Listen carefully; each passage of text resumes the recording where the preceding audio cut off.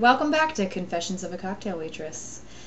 So we're gonna make this brief today. Okay. We went on a long rant last week, so we're gonna make it quick.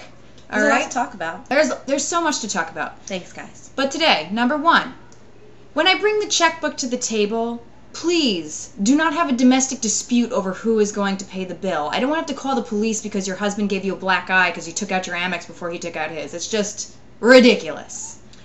It's awkward. They fight to pay? They Who's fight gonna pay to 'cause pay. The woman wants to pay. Sometimes it's like the men with the dueling black cards. It's like, give me a break. Just someone pay the bill. Or if you want to be really classy and you want to sneak and take care of your friends before they put their card down, come to me. Just come up to the podium, people.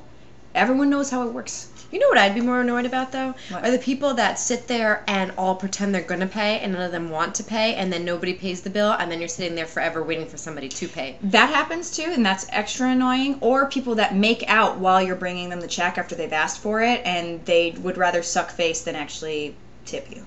There should be like a time limit on how much time you can spend tonguing each other down publicly. Exactly. If you request the check, pay, and then suck face. It's not that complicated. If when you're done, there's a ring of wetness on your face, it's too much. Yeah, if you have to go like this. Keep that private. Yeah, don't. Nasty. So number two. Ladies, you are the number one offender of this, by the way. Please don't think you're going to escape my wrath by having a vagina, because I insist. I'm going to chastise you. She's about to get angry on you. I am. Mm-hmm. When you're going to go out with your girlfriends, that's fine. But don't ask to split the check of $100 between 6 of your friends. It's that's just pretty bad. That's pretty bad. That's just embarrassing. You know what? If you can't afford a drink at an upscale place, go somewhere cheaper. Or get the douchebag standing at the bar that would love to have a reason to talk to you to buy you a drink if Yeah. you really don't want to pay for one. Yeah. And now I have a little question about this.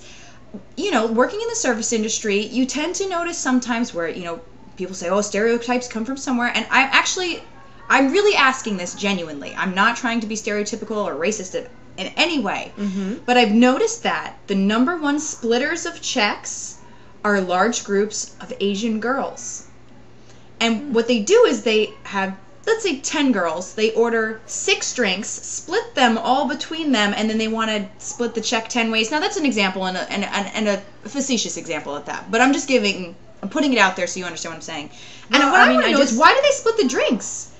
Is that a cultural thing, or is that something that they do because it's a calorie thing? I'd really like to know. I honestly it baffles me. I don't know. I mean, in addressing the check splitting, I could, Asians like math. That is such a good point. They're good at it. I'm just, Yeah, but then I'm trying to think outside the box. I'm the one who gets stuck to it, though.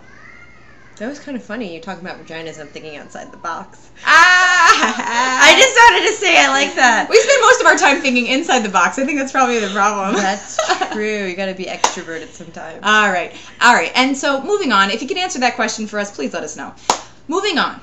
Now, I'm going to give you gentlemen some tips. If you want to ask a waitress out, I've talked a lot, at length, ad nauseum even, about how not to go about it. Okay, this All is right? educational. The only appropriate way to really politely ask a waitress out is to just leave a little note in the check presenter saying, I thought you were very attractive. I would love to take you to dinner. I know that you're working. Call me if you'd like to have dinner sometime. That's the only way. The thing is, I just want to add one thing. That it's polite. If you did that, you better have left a good tip. Oh, yeah. Or else Without question. That doesn't work. Yeah. If that is my tip, I'm never calling. And don't write a poem or something really corny. Oh, no. Especially rhyming poetry. That's just not cute either. Just simple, to the point. To the point. Otherwise, you're really just wasting our time. Because I am doing a job there. I'm not there for shits and giggles, people. I'm there to make money and to get my work done.